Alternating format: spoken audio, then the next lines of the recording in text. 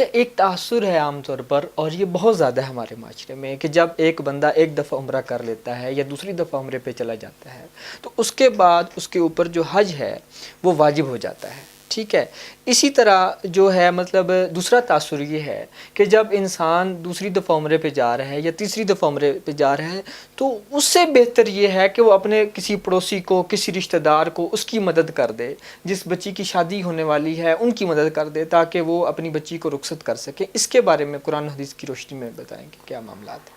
یہ وہ سوالات ہیں جو فی زمانہ سوشل میڈیا پر، پبلک پلیسز پر یا نوجوانوں کے ذہنوں میں یہ باقاعدہ اٹھائے گئے اور پیدا کیے گئے سوالات ہیں، اور اس کے پیچھے پوری ایک ذہنیت ہے، پورا ایک الگ نظریہ کار فرما ہے کہ یہ کہہ دینا کہ تم کعبے کے طواف تب کرو جب تمہارے گھر ہمسائے میں کوئی غریب باقی نہ رہے، تم حج کے لیے تب جاؤ جب تمہارے محلے میں کوئی غریب نہ ہو، وغیرہ وغیرہ اس طرح کے سوالات۔ بھئی حج اور عمرے کرنے سے بہتر ہے تم کسی غریب کی بیٹی کی شادی کے لیے پیسے دے دو۔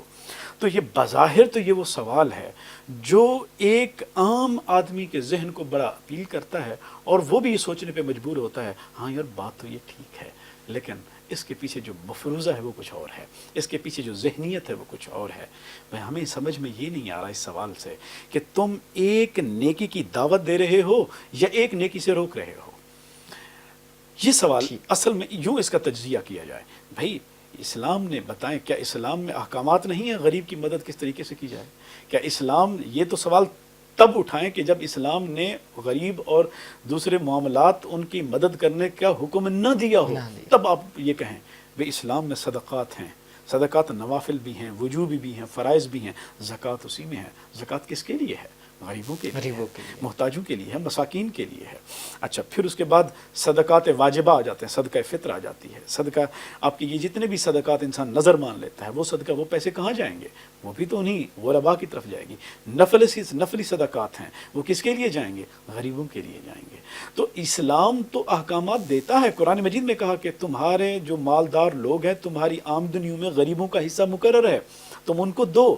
اسلام تو جا بجا انسان کو انکریج کرتا ہے، ترغیب دیتا ہے کہ غریبوں کی، ناداروں کی مدد کر لو، اپنی ضرورت سے زائد جو مال ہو تم غریبوں کو دے دو۔ اس طرح کے قرآن مجید احکامات دیتا ہے، لیکن نہیں، یہ سوالات پھر اٹھائے گئے حج کے معاملے میں، قربانی کے معاملے میں۔ بھئی اگر سارے کے سارے لوگ قربانی کے جانور نہ خریدیں، وہی پیسے جمع کر لیے جائیں اور غریبوں کو دے دیں تو غربت ختم ہو جائے گی۔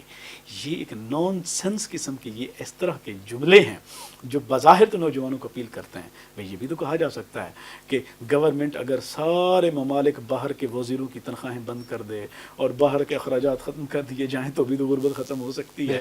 اس طرح کے بھی بھئی، تو یہ سوالات عبادات پہ ہی کیوں اٹھتے ہیں؟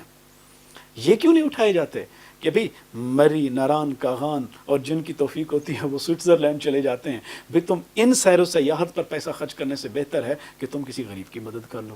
تم ناران کاغان کے یہ ہوٹلوں کے اکوموڈیشن، بہت بڑی دعوتوں، لگژری ہوٹلز پر قیام اور وہاں پر دعوتوں کے پیسے تم تب اڑاؤ جب تمہارے محلے میں غریب ختم ہو جائیں۔ یہ سوالات تب کیوں نہیں اٹھائے جاتے؟ مہنگے لباس تب سلواؤ جب کسی غریب کو جو بے لباس نہ رہے، تم دو دو تین تین سوٹ تب سلواؤ جب کسی کوئی بے لباس نہ رہے۔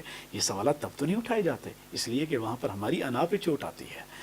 اس لیے یہ کہا جاتا ہے کہ اللہ کے نیکی کی طرف اس انداز میں دعوت نہ دو کہ اللہ کے فرائض کی طرف تمہاری ہٹ پڑے۔